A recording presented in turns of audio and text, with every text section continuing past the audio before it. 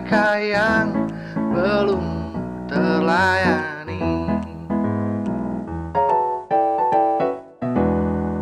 Halo, senang sekali ketemu lagi bersama saya Vivi di acara Bilik Sejahtera. Nah, kesempatan yang indah ya Pak Warno. Iya. Bu Asri, kita bisa berbincang-bincang Bertemu lagi kembali. nih.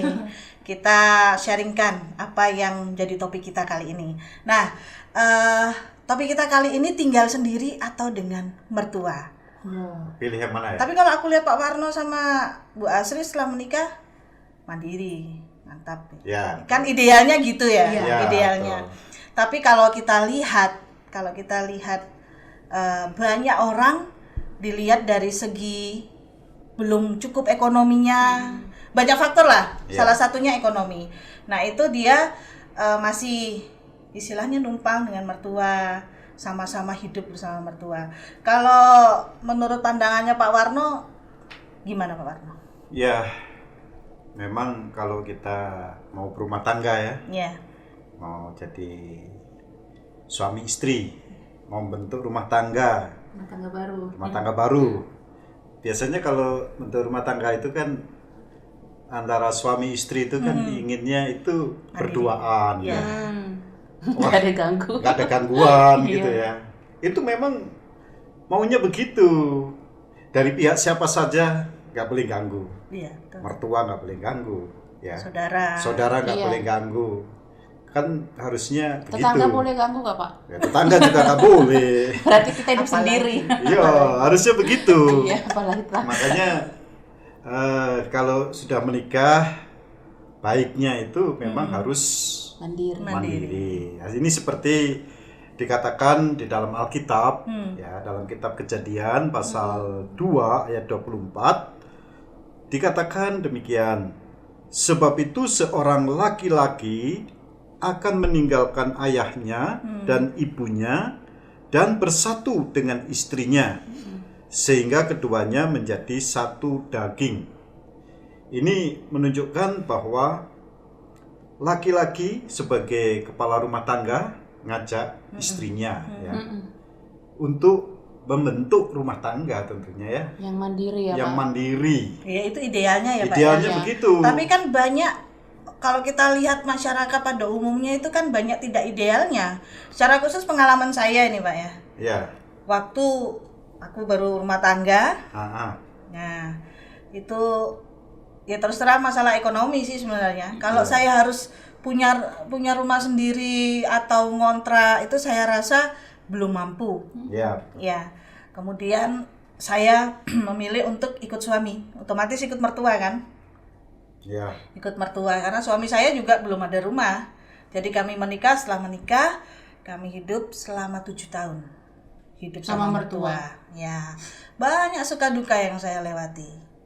Ya, dari sisi setelah saya punya anak, itu baru kerasa. Itu konfliknya baru muncul. Baru ada konflik, walaupun itu konflik itu boleh dibilang ya kalau saya rasakan sekarang sepertinya sudah biasa gitu. Tapi pada waktu itu saya ngalamin kok kayak menderita saya gitu. Pengalaman pertama soalnya.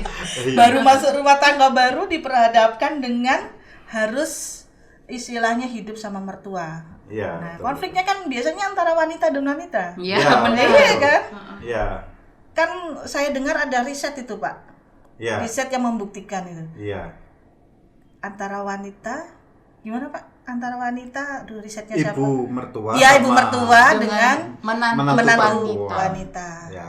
Kalau boleh dibilang perasaan itu dipendam itu bisa jadi penyakit loh, Pak. Iya, betul. Jadi Tekanan. penyakit, tekanan. Karena Jika ada Mbak Vivi sejahtera. kan berfungsi sebagai satu, Nah, sebagai istri. ya betul. Terus kemudian sebagai ibu bagi anak-anak.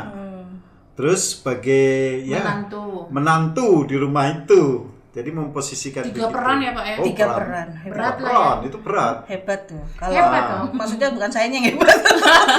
Artinya ibu-ibu yang diperhadapkan harus tinggal dengan mertua. Mertua itu hebat. Ya, hebat. Itu ada resikonya ya. Tapi resiko juga Ya. kalau suami kita tinggal dengan orang tua kita, belum tentu juga ada kecocokan. Iya, Ya, benar. betul. Itu kalau cowok nih ya, kalau Ya. bicara cowok itu kan gengsinya yang gede. Iya. Benar itu. Kalau Bu Asri ada nggak pengalaman? Kalau saya memang dari kesepakatan sebelum menikah waktu pacaran itu kita bilang kita rumah sendiri karena saya dengan orang tua, saya dengan saudara itu pasti ada ributnya, apalagi menantu laki-laki dengan mertua perempuan yang single, itu kan menjaga juga, terus itu pasti nanti saling tegur juga nggak enak. Akhirnya kita punya kesepakatan untuk ya udahlah lebih baik kita ngontrak aja gitu. Kita susah senang apapun itu kita lewati berdua di kontrakan itu gitu. Ya, kalau ini kan belum ada anak toh. Iya. Kalau sudah melahirkan, rencananya yang menurut Bu Asri yang paling bagus itu gimana? Tetap mandiri.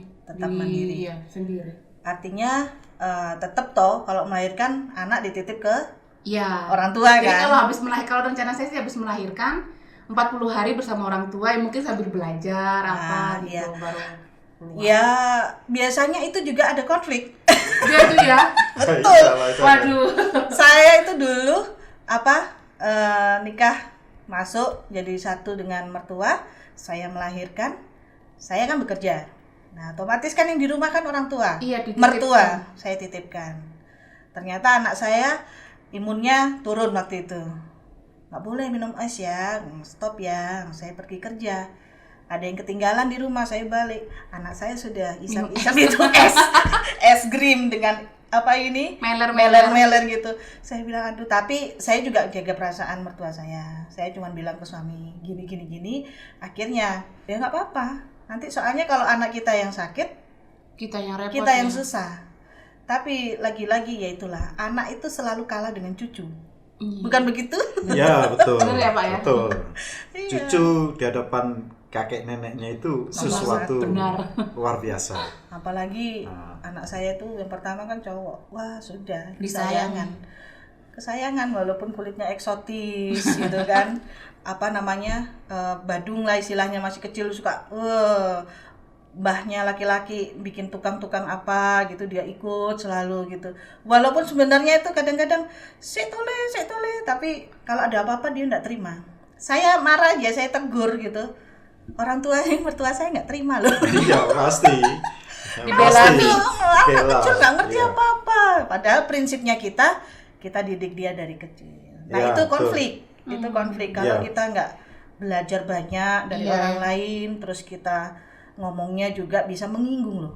Cara kita bicara juga. Waktu kita pulang, anak kita belum mandi, belum apa kan? Padahal seharian sama mertua. Baru kita pulang kerja, lu kok belum mandi? Gitu aja loh orang tua tersinggung.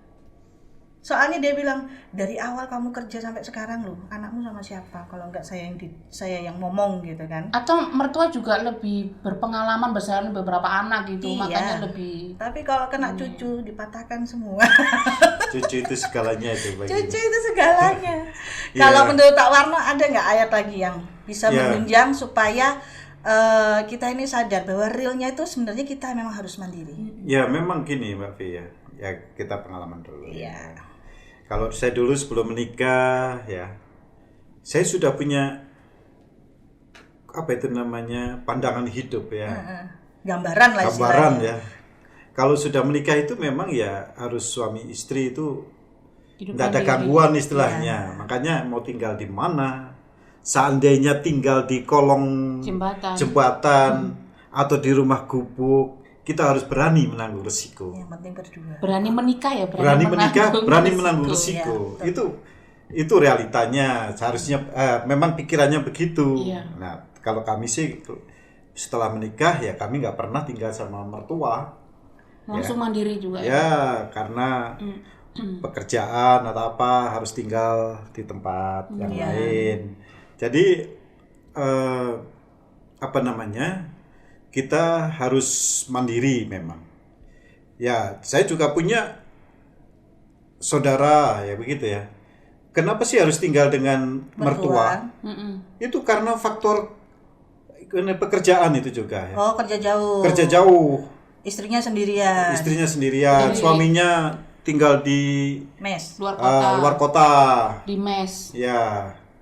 Nah, jadi dengan kerja jauh, nah si istrinya ini nggak ada teman. terpaksa harus tinggal Sama sama orang mertuanya, istilahnya bukan mertua, orang tuanya. Orang tuanya. Sama orang Oh tuanya. iya. Orang Jadi, tuanya laki-laki itu iya. ya. Jadi itu terpaksa. Terus kemudian ya faktor yang lain. Banyak Pak sebenarnya. Banyak faktornya. faktor-faktor Iya. yang menyebabkan orang itu Tinggal sama Kalau saya juga mertua. ada faktor kesehatan mertua sih sebenarnya. Jadi kakak-kakaknya suami saya ini kan sudah rumah sendiri-sendiri. Iya. Jadi saya yang belum punya rumah, awalnya karena ekonomi, kedua karena memang mertua saya stroke. Jadi kan istilahnya saya juga ikut merawat gitu, antar ke dokter gitu. Karena kasihan. Ya, karena orang tua sakit ya. Ya, sakit. Jadi harus berbakti, memelihara. Ya, betul. Jadi itu alasan kenapa sih kita harus terpaksa tanda petiknya itu tinggal dengan mertua. Iya. Jadi banyak faktor, ya faktor ekonomi tadi ya. Ya, betul. Faktor pekerjaan, kesehatan. Terus mungkin ada lagi faktornya banyak kan penyebab. Iya, seperti yang saya bilang tadi. Laki-laki itu kan gengsi. Iya, gengsi. Gengsi. Umpamanya istrinya Pak Warno sudah punya rumah ini ya dari orang tua. Tapi kan Warisan. Pak Warno merasa itu harta dari istri saya dikasih mertua.